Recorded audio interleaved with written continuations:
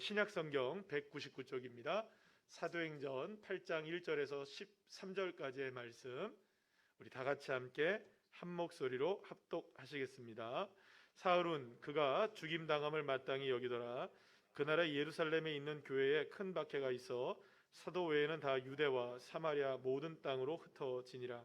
경건한 사람들이 스데반을 장사하고 위하여 크게 울더라. 사울이 교회를 잔멸할새 각 집에 들어가 남녀를 끌어다가 옥에 넘기니라. 그 흩어진 사람들이 두루 다니며 복음의 말씀을 전할새 빌립이 사마리아 성에 내려가 그리스도를 백성에게 전파하니 무리가 빌립의 말도 듣고 행하는 표적도 보고 만마음으로 그가 하는 말을 따르더라. 많은 사람에게 붙었던 더러운 귀신들이 크게 소리를 지르며 나가고 또 많은 중풍병자와 못 걷는 사람이 나오니 그 성에 큰 기쁨이 있더라. 그 성에 시몬이라 하는 사람이 전부터 있어 마술을 행하여 사마리아 백성을 놀라게 하며 자칭 큰 자라 하니 낮은 사람부터 높은 사람까지 다 따르며 이르되 이 사람은 크다 일컫는 하나님의 능력이라 하더라.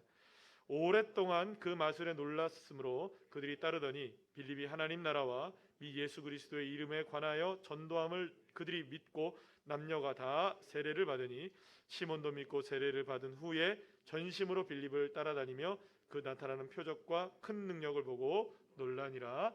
아멘. 네, 할렐루야. 네, 옆에 있는 분들과 인사 나누겠습니다. 다시 한번 반갑습니다. 예, 반갑습니다. 예, 감사합니다.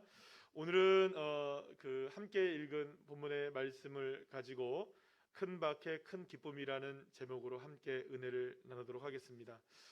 요즘 많이 쓰고 있는 말 중에 하나가 루틴이라는 말을 많이 쓰죠. 여러분, 루틴이라는 말은 물론 여러 가지 용어의 용례가 있긴 하지만 어떤 의미를 갖고 있냐면 규칙적으로 하는 일의 통상적인 순서와 방법이라고 이제 사전에 보면 나와 있는데, 그게 어떤 의미냐면 이런 겁니다. 어떤 일을 하게 되려고 한다면 반드시 어떤 특정한 일들을 진행하고 그 일을 한다는 거죠. 예를 들어서 이런 겁니다. 이게 옛날에는 이런 말을 징크스라는 말도 쓰기도 하고 습관이라는 말도 이렇게 쓰기도 하는데, 어떤 야구 선수가 이야기하는 자신만의 루틴에 대한 이야기를 하는 것을 제가 들어보았어요. 경기를 나가기 전에 꼭 해야 되는 일이 있다는 거예요. 뭐냐하면 하루는 식당에 가서 이제 경기를 하기 전에 밥을 먹었는데 뭘 먹었느냐? 쭈꾸미를 먹었대요. 그러고 나서 쭈꾸미를 먹고 경기를 나갔더니 이 세상에 홈런을 친 거예요. 그리고 그 다음 날도 쭈꾸미를 먹으니 홈런을 쳤네. 그리고 그 다음 날도 쭈꾸미를 먹었어요. 그런데 또 홈런을 친 거예요. 5일 동안 연속으로 쭈꾸미를 먹었는데 쭈꾸미를 먹은 날마다 5연속 홈런을 친 거예요. 대단하죠. 예. 그래서 엄청난 거예요. 그래서 이 사람은 쭈꾸미만 먹는 거예요. 이제 사실 운동선수는 물론이고 거의 대부분의 많은 사람들이 살아가면서 저마다의 루틴이니 혹은 징크스니 이런 것들을 나름대로는 다 가지고 살아갑니다. 어떤 일을 하기에 앞서서 꼭 해야만 하는 그런 일들, 뭔가를 하지 않으면 왠지 뭔가가 불안해지고 조급해지는 그런 거 하나쯤, 그래서 뭔가 이렇게 잘 준비되어서 하게 하는 그런 모습들이 우리 누구나 다 가지고 있는 것 같습니다. 자, 그런데 이 루틴이 자기를 이렇게 마음을 다잡는 거는 좋아요. 또 어떤 농구 선수는요, 어떤 루틴이냐면 자유투를 집어넣을 때 공을 5번을 튀겨야만 자유투가 성공한대요. 4번을 튀기면 실패를 한다는 거예요. 그러니까 아마도 5번을 튀길 때 동안에 마음가짐을 잘 하니까 이 루틴을 통해서 이렇게 성공을 더 많이 하더라, 그럴 수 있겠죠. 그래서 어쩌면 어떤 부분에 있어서는 자기를 확신시키고 자기의 마음을 다잡는 데에는 이러한 자기 확신이, 루틴이 도움이 될 수 있겠지만, 만약에 이게 이제 문제가 되는 경우들이 생긴다는 거죠. 왜냐하면 이 루틴은 때로는 자기의 행동을 합리화시키는 것으로 바뀌어질 수 있다는 거예요. 예를 들어 어떤 일이 안 풀렸을 때는 그 탓을 무엇으로 돌리는 겁니까? 루틴으로 돌리는 거예요. 내가 자유투를 오늘 못 넣은 게 몇 번을 튀겼기 때문에 5번을 튀겨야 되는데 4번을 튀겨서 못 넣었구나. 이 루틴에 이제 그 문제를 제기하는 거죠. 그래서 이 루틴과 같은 행동에 대해서 과도하게 자기의 확신과 집착을 갖고 있을 때에는 오히려 그것에 스스로가 얽매이게 되는, 스스로를 더 힘들게 만드는 그런 일도 일어날 수 있다는 것입니다. 이렇듯 사람들은 저마다의 자기 확신에 대한 믿음을 가지고 마음을 가지고 살아는 갑니다. 그것이 뭐 지금 말씀드렸던 루틴이든 뭐 징크스이든 아니면 정말 과학적인 어떤 일이든 혹은 뭐 스스로가 생각하기에 객관적인 일이든 어떤 방법이든 자기만의 방식들을 가지고 살아는 갑니다. 하지만 이러한 자기 확신은 결코 완전하지 못하다는 거죠. 여러분, 앞서 제가 야구 선수 한 명을 말씀드렸잖아요. 이분 6번째는 어떻게 됐을까요? 물론 쭈꾸미를 먹고 나갔죠. 그런데 6번째 쭈꾸미를 먹고 나갔을 때는 홈런을 치지 못한 거예요. 그래서 그 다음 날부터는 쭈꾸미를 먹었을까요? 안 먹었을까요? 아, 이게 약발이 다 했구나. 그래서 쭈꾸미를 안 먹었어요. 그런데 그날 공교롭게도 홈런을 친 거예요. 근데 뭘 먹었느냐? 황도를 먹은 거예요. 그리고 그 다음 날도 황도를 먹었더니 홈런을 친 거예요. 이분의 루틴은 쭈꾸미에서 황도로 바뀌었어요. 여러분, 생각해 봅시다. 쭈꾸미가 안 되면 황도로 바뀔 수 있겠죠? 또 황도가 안 되면 또 무엇인가로 바뀌어야 되겠죠? 그러면 여러분, 정말로 이거는 자기 확신을 가질 수 있을 만큼 대단한 것일까요? 자기가 여기에 매몰될 만큼, 그것을 정말로 지킬 만큼 대단한 것이 될 수 있을까요? 오늘 본문은 이러한 자기 확신으로 가득 차 있었던 한 사람의 이야기로 시작되는 것을 보게 됩니다. 바로 예수님을 만나 회심하기 이전에 사울이 그 사람입니다. 여러분, 오늘 본문 1절과 3절 말씀을 우리 다 같이 한번 볼까요? 시작. 사울은 그가 죽임을 당함을 마땅히 여기더라. 8장 1절이고요. 자, 8장 3절 말씀 시작. 사울이 교회를 잔멸할새 각 집에 들어가 남녀를 끌어다가 옥에 넘기니라. 스데반이 죽어가는 현장에서 가장 중심에 서 있던 사람이 누구였느냐? 이 사울이라는 사람이었습니다. 무엇보다 사울은 스데반이 죽는 것을 마땅히 여겼을 뿐만 아니라 유대교를 어지럽히는 이 예루살렘 교회와 성도들 모두 마땅히 벌을 받아야 된다고 생각을 했던 사람이었습니다. 사울은 교회를 완전히 무너뜨릴 생각으로 가득 차 있었던 것이죠. 근데 여기서 잔멸하다라는 말이 나옵니다. 따라합시다. 잔멸하다. 이 말은요, 헬라어 루마이노라는 뜻인데요, 어떤 의미를 갖고 있는 말이냐면 굉장히 무서운 말입니다. 야수적이고 병적인 잔혹성을 드러내는 파괴, 황폐, 이런 뜻을 가지고 있어요. 그러니까 이 사도 바울이 예수님을 만나기 전에 사울의 모습이 어떤 모습이었는지를 우리가 알 수 있게 되는 것이죠. 그래서 예수님을 만나기 이전에 사울을 성경은 이렇게 소개하는데요. 사도행전 9장 1절에서 2절 말씀 여러분들 한번 볼까요? 시작. 사울이 주의 제자들에 대하여 여전히 위협과 살기가 등등하여 대제사장에게 가서 다메섹 여러 회당에 가져갈 공문을 청하니 이는 만일 그 도를 따르는 사람을 만나면 남녀를 막론하고 결박하여 예루살렘으로 잡아오려 함이라. 사울은 자기 확신에 가득 차 있었어요. 살기가 등등했습니다. 잔인할 정도로 잔혹했습니다. 실제로 이러한 사울로 인하여서 예루살렘의 성도들은 엄청난 고통을 당하게 됩니다. 성도들이 잡혀가는 것은 물론이고 심지어는 죽기까지 했고요. 도망쳐서 흩어져 있었던 사람들까지도 이제는 잡아들이려고 이제 대제사장에게 서신 하나를 집어들고 다메섹으로 향하게 되었던 것이죠. 예루살렘의 교회는 이러한 사울의 열심으로 인해서 정말로 무너지게 될 위기에 처하게 되어 있었던 것입니다. 우리 8장 1절 말씀을 우리 다시 한번 읽어볼까요? 시작. 사울은 그가 죽임을 마땅히 여기더라. 그날에 예루살렘에 있는 교회에 큰 박해가 있어 사도 외에는 다 유대와 사마리아 모든 땅으로 흩어지니라. 스데반의 순교로 시작된 교회를 향한 박해의 정점에는 사울이 우뚝 서 있었던 것입니다. 그의 살기등등하고 잔인한 폭력성은 이제 막 시작된 예루살렘 교회를 초토화시키고 있었던 것입니다. 자, 그런데 오늘 본문에서는 이러한 사울의 이야기를 잠시 뒤로 하고 다른 이야기가 갑자기 등장하는 것을 봐요. 누구의 이야기냐? 빌립이 사마리아에서 복음을 전하는 이야기가 등장하는 것을 보게 됩니다. 그리고 이 이야기가 끝난 다음에 9장에서 다시금 누구의 이야기가 나오느냐? 우리가 방금 전에 아까 전에 9장 1절 2절 말씀 읽었던 것처럼 사울의 이야기가 다시금 나오게 되는 것을 보게 됩니다. 자, 그러니까 여러분, 지난번에 우리가 복음서를 우리가 마가복음을 할 때 한번 여러분들이 계속 많이 들었던 이야기인데요. 이게 이제 샌드위치 구조라는 거예요. 앞에 사울의 이야기가 있고 뒤에도 뭐가 있습니까? 사울의 이야기가 있고 그 중간에 오늘의 본문의 이야기가 포함되어 있는 것이죠. 그러니까 이것은 어떤 의미를 갖고 있냐면 사울의 이야기가 앞뒤에 있는데 그 사울의 이야기를 통하여서 오늘의 본문의 이야기에 뭔가를 이야기하고 싶다는 거죠. 이건 뭘까? 그것은 바로 이런 겁니다. 사울의 잘못된 자기 확신이 어떤 결과를 낳는가, 그리고 인간이 가지고 있는 자기 확신이 얼마나 믿을 만한 것인가, 얼마나 믿지 못할 만한 것인가, 이 부분에 대해서 분명하게 뭔가 메시지를 우리에게 전하고 있다고 할 수가 있다는 것이죠. 자, 그러면 오늘의 본문, 사울의 이야기를 앞뒤에 둔 오늘의 이 샌드위치 구조에 있는 오늘의 이 말씀은 과연 우리에게 무엇을 말씀해 주려고 하는 것일까요? 스데반의 순교와 사울의 박해로 인해 예루살렘 교회는 사도들만 남고 유대와 사마리아로 뿔뿔이 흩어지게 됩니다.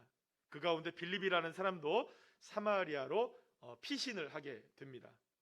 이 빌립은 스데반과 함께 교회 사역을 위해 뽑혔던 7명의 사람 중에 한 명이었으니까 성령이 정말 충만하고 믿음도 대단한 사람 중에 한 명이었을 겁니다.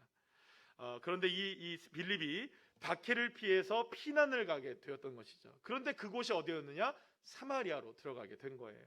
그런데 도망을 간 이 사마리아에서 오히려 이 빌립은 담대하게 복음을 증거하게 되었고 수많은 사람들이 예수님을 믿고 이 세례를 받게 되는 놀라운 일들이 일어나게 되었던 것이죠. 그리고 수많은 병자들이 치유를 받고 귀신들이 떠나가는 놀라운 기적과 표적이 따르게 되었던 것입니다.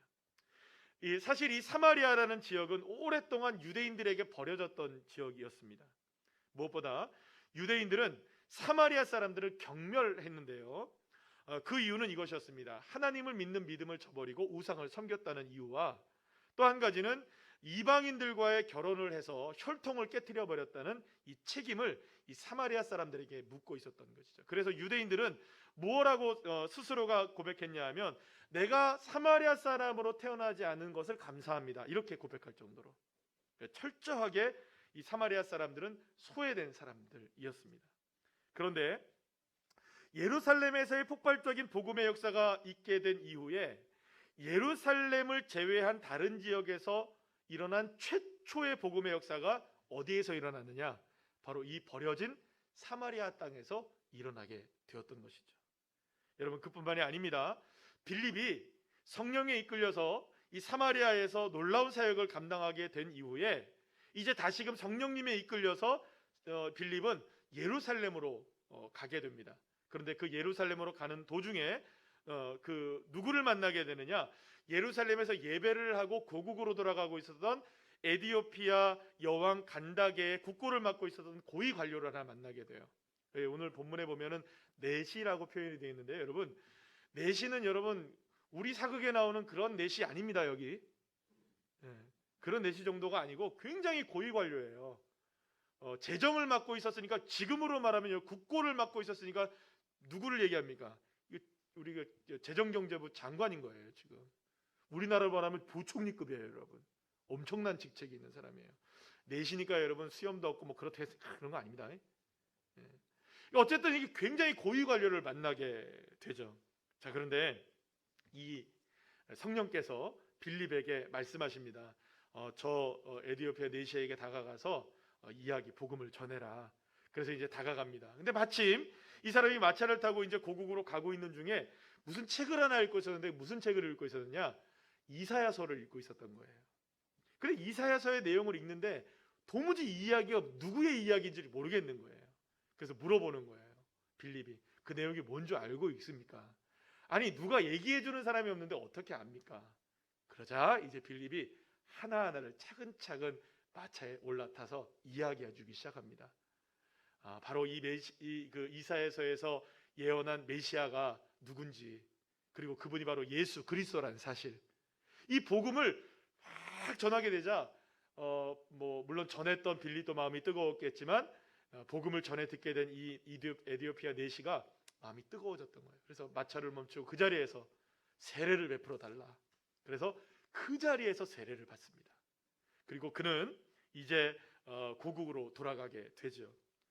사랑하는 여러분, 이게 왜 놀라운 장면이냐면요, 한 사람이, 이 빌립을 통하여 한 사람이 예수를 믿게 되는데 그 사람을 통해서 중앙아프리카 동쪽에 있는 에디오피아라는 나라에 예수 그리스도의 복음이 증거되게 되었던 것이죠.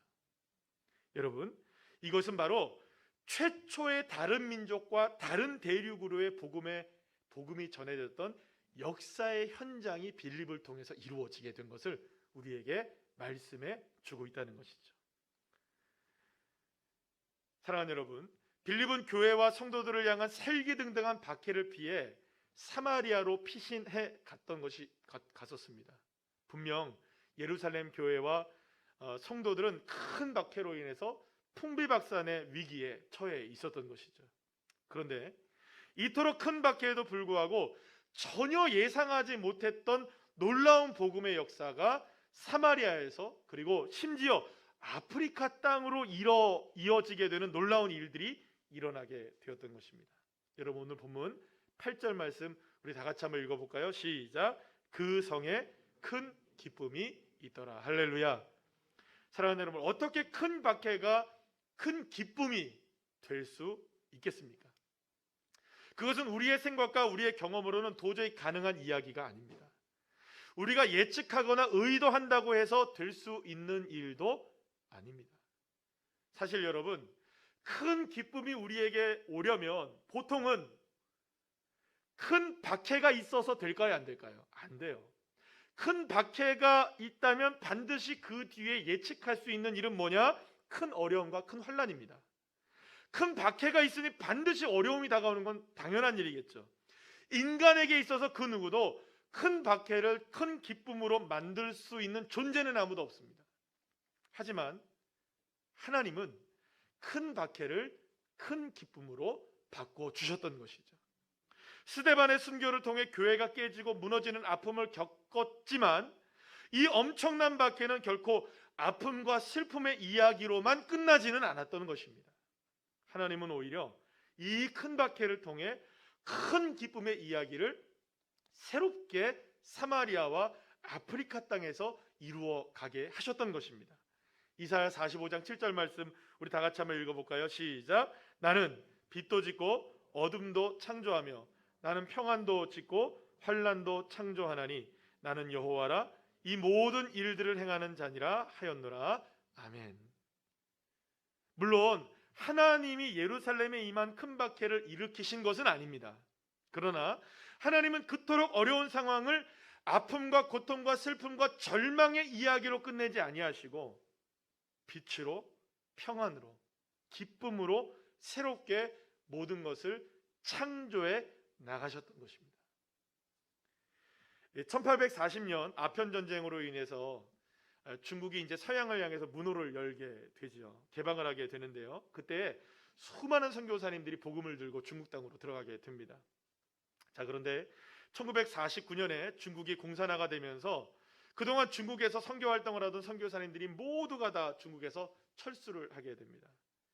당시에 중국 선교의 앞장을 서고 있었던 허드슨 테일러 선교사님이 세운 그 선교회가 있었는데 지금 OMF 선교회 전신이었던 중국 내지 선교회의 소속 선교사님들이 한 637명 정도가 되었다고 합니다.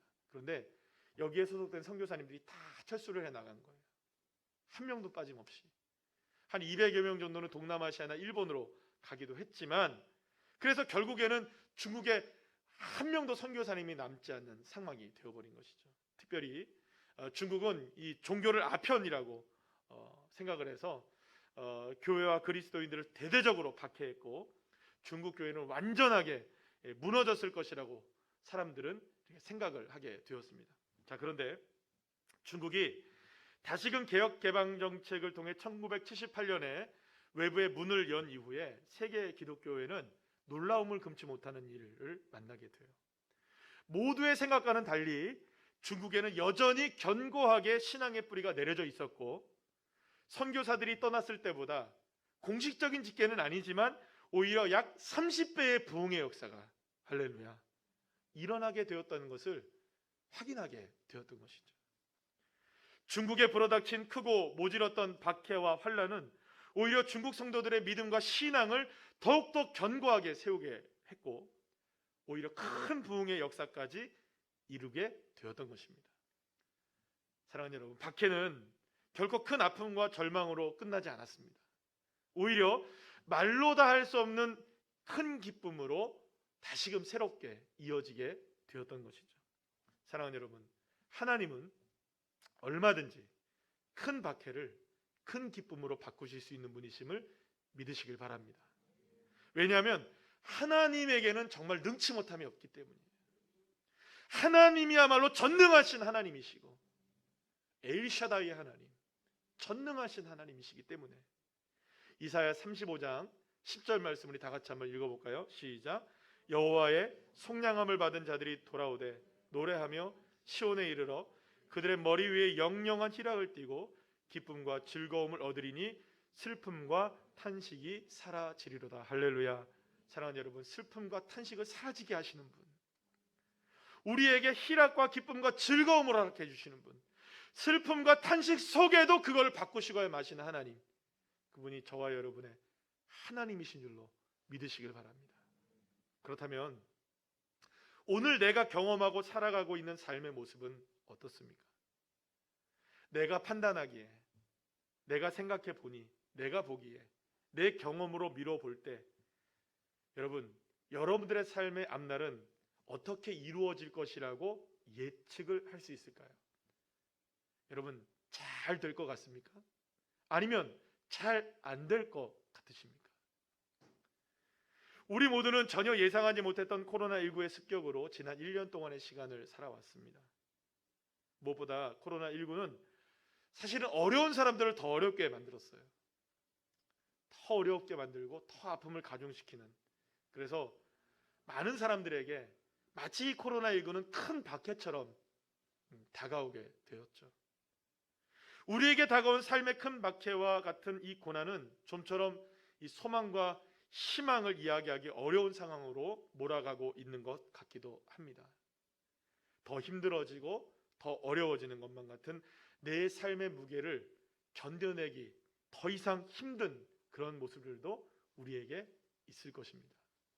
하지만 하나님은 이 큰 어려움과 고난에 빠져있는 우리의 삶을 결코 외면하지 않으심을 여러분 믿으시길 바랍니다.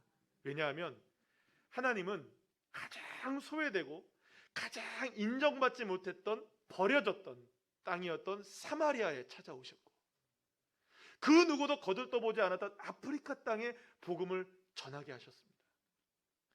예수님의 복음은 누구에게 필요하냐? 소외되고 연약하고 힘없고 부족한 우리들. 그래서 코로나19로 인하여 큰 박해를 만난 것 같은 우리네 삶 속에 주님이 복음으로 찾아오심을 여러분들 믿으시길 바랍니다. 사랑하는 여러분, 주님은 저와 여러분의 사정을 다 알고 계십니다. 우리의 아픔과 고통과 큰 박해와 같은 고난이 무엇인지를 주님이 외면하지 않으십니다. 그리고 우리에게 이제 다가오시는 것이죠. 큰 박해를 큰 기쁨으로 바꾸시기 위해서 저와 여러분을 주님이 찾아오시는 것입니다. 그렇기 때문에 우리에겐 이 믿음이 필요합니다.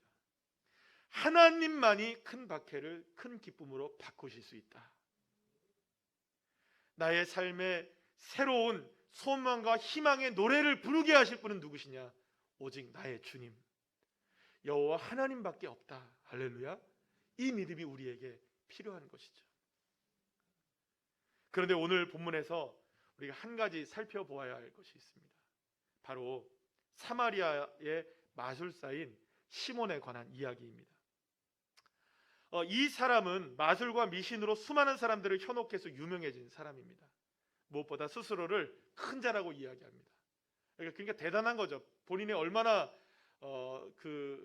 위대하다고 생각했으면 스스로를 큰 자라고 이야기하겠습니까? 그리고 사람들도 이 사람이 행하는 이 마술을 보고 이거는 정말 큰 사람만이 할 수 있다. 이거는 하나님의 능력이 아니면 이걸 할 수 없다. 그래서 이 사람을 하나님의 능력이라고 부를 정도로 그렇게 위대하게 수많은 사람들이 따라다녔던 사람이 바로 이 시몬이라는 사람이었습니다. 그런데 이 시몬이 빌립이 전하는 예수 그리스도의 복음을 듣게 돼요. 그리고 빌립이 행하는 기적과 이적을 보면서 나도 예수님을 믿어야겠다 생각하고 예수님을 믿기로 하고 세례를 받게 됩니다. 자, 그런데 그 시몬의 믿음은 온전히 세워지지 못하고 있었던 것을 보게 됩니다.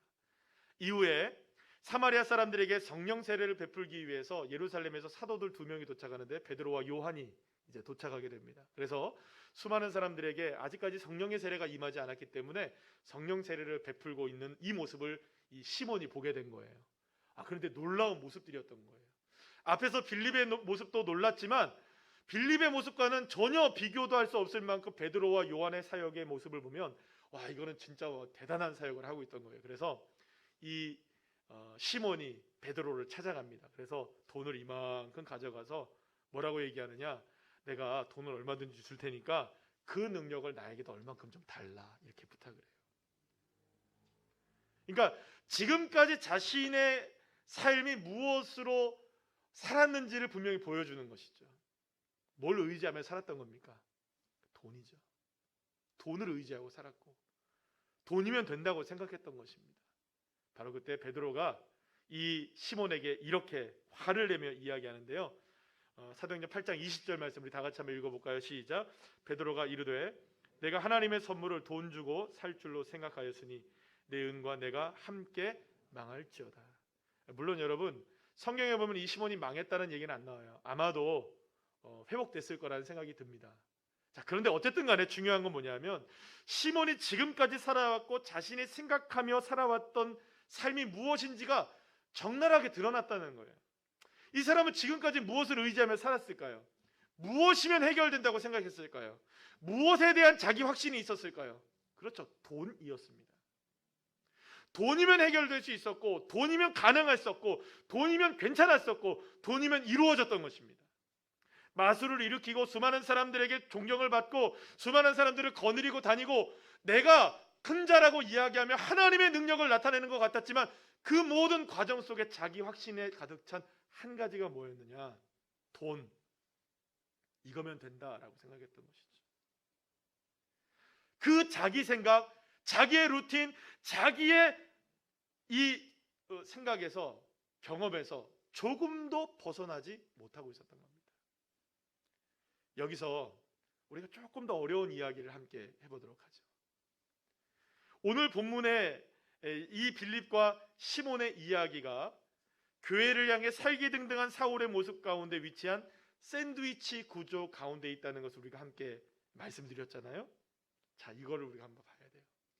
앞뒤에 살기등등하게 자기의 생각으로 가득 차 있었던 이 사울의 모습 속에 어떤 모습이 있느냐?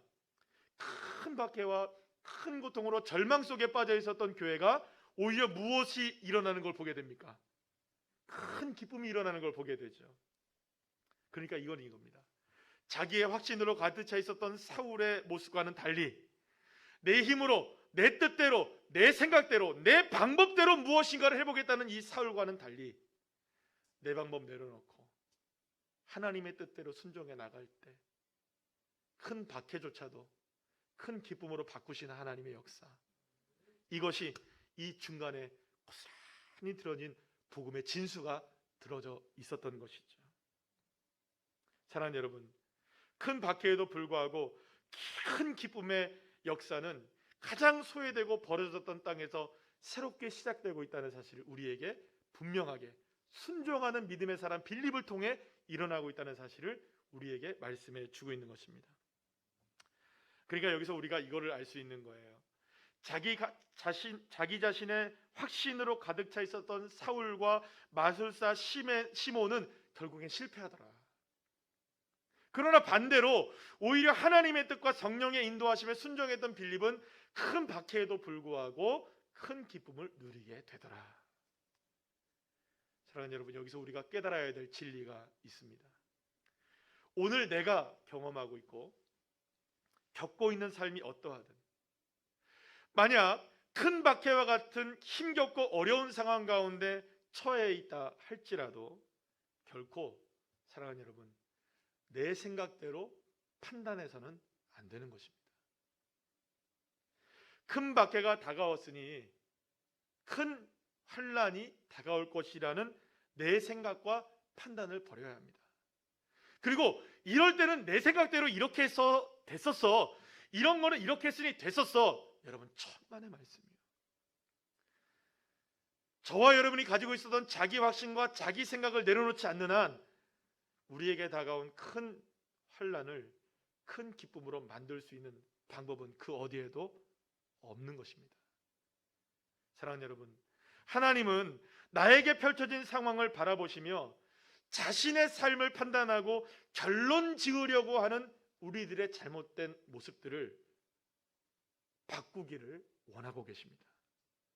내 생각, 내 확신, 내 경험, 내 뜻, 그것을 꺾지 않는다면 큰 환란은 여전히 큰 어려움으로 다가오게 되는 것이죠. 그러나 그것을 꺾을 때, 내 확신을 꺾고 내가 의지했던 것을 꺾고 오직 주님에게 순종해 나갈 때 비로소 큰 박해를 큰 기쁨으로 바꾸시는 하나님의 역사는 내 삶에도 바로 새겨지게 되는 줄로 여러분 믿으시길 바랍니다. 여러분, 예레미야 29장 11절 말씀 우리 다 같이 한번 읽어볼까요? 시작. 여호와의 말씀이니라. 너희를 향한 나의 생각을 내가 아나니 평안이요 재앙이 아니니라.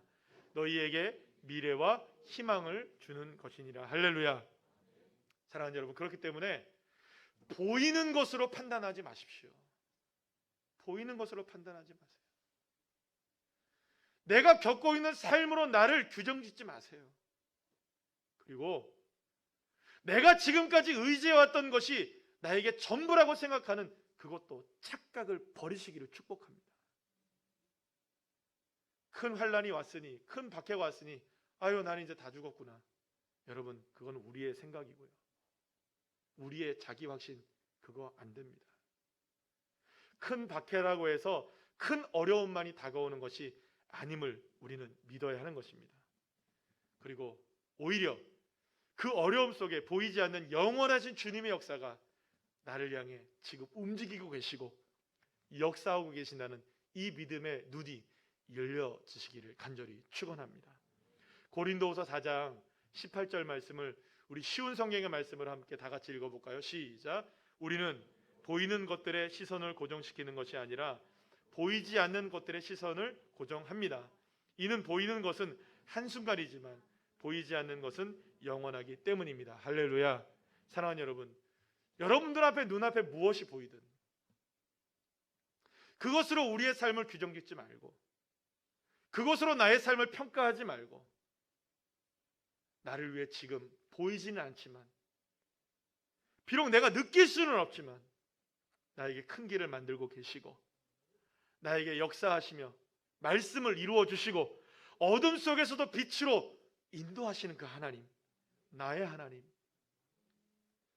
그분이 큰 박해를 큰 기쁨으로 얼마든지 만들 수 있음을 믿으실 때 우리의 삶에는 비로소 하나님의 역사가 일어나게 되는 것입니다. 사랑하는 여러분, 큰 박해조차도 큰 기쁨으로 만드실 수 있는 분은 오직 나의 하나님 한 분이라는 사실을 믿으시고 온전히 이 믿음으로 승리하는 저와 여러분 되시기를 간절히 축원합니다.